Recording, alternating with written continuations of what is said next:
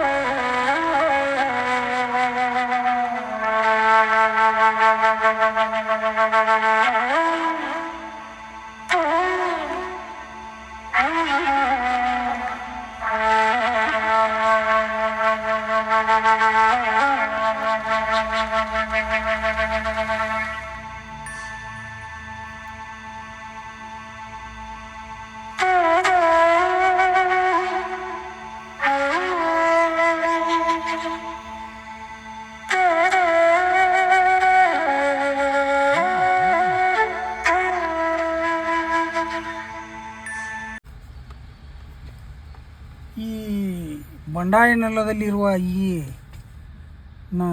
ನರಗುಂದದಲ್ಲಿರುವ ಈ ಈ ವೆಂಕುಪ ದೇವಸ್ಥಾನವನ್ನು ಬಾಬಾ ಸಾಹೇಬ್ ಅಂತ ಈ ನರಗುಂದ ಸಂಸ್ಥಾನದ ಕೊನೆಯ ರಾಜವಂಶಸ್ಥರು ಇದನ್ನು ಕಟ್ಟಿಸಿದ್ರು. ಸುಮಾರು 1742ನೇ ಇಸ್ವಿಯಲ್ಲಿ ಈ ದೇವಸ್ಥಾನವನ್ನು ಅವರು ಜನರಿಗೋಸ್ಕರ ಮತ್ತು ತಮ್ಮ ಭಕ್ತಿಗೋಸ್ಕರವಾಗಿ ಕಟ್ಟಿಸಿದರು ಅಂತ ಇತಿಹಾಸ ಹೇಳ್ತೈತಿ.